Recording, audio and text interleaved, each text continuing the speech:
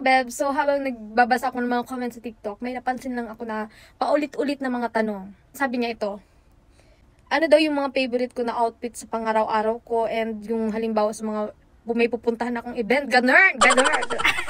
So, isa lang to sa mga favorite ko na outfit. Hindi ko sila mapakita lahat dahil marami sila. Dahil marami sila, okay. So, may napili lang ako ditong tatlong dress na favorite ko. So, let's go! Let's go, guys. Ayun, so outfit check tayo mga sister. Charan! Ito nga pala mga website, isa sa mga favorite kong dress ngayong 2024. Ayan. Diba trend to? Charan! Long dress tayo. Mga sis, ayan o. Fuck, ganun.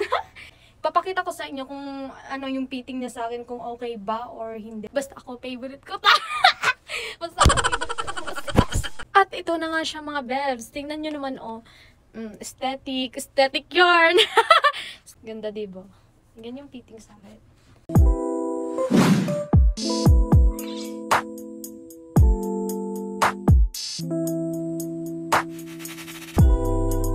Ayun. Tapos ang pinapartner ko dito is yung transparent kong heels. Ganda ng fitting. Nakaka-sexy siya, guys. Diba?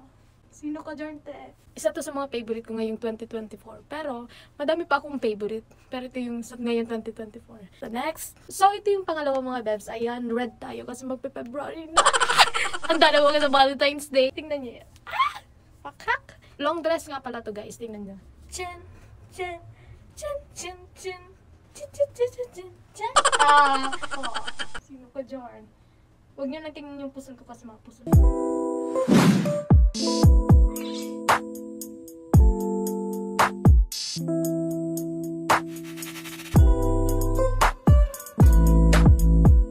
Yung pangatlo is, ginamit ko siya isang beses lang last year, nung Valentine's Day. Papakita ko sa inyo guys, baka bet nyo. Ayun, benta ko na kaya. Magkapag-isipan ko muna. Isang beses ko lang yun na sinuot. Ngayon kasi hindi na sa akin kasya kasi tumaba ako. So, ayun guys. Charan! Ibenta ko na kaya to. Ginamit ko lang to nung last year, isang beses lang.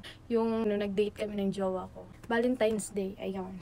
Red siya, velvet. Kasya pa naman sa akin pero medyo fit na sa akin.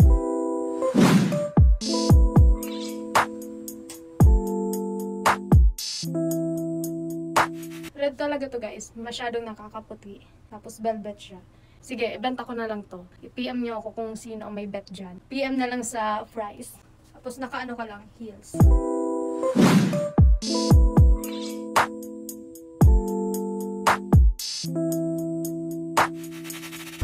So, ayun lang mga bebs. Favorite ko pa rin to kahit hindi ko na siya masusuot. Sige, imayin nyo na lang.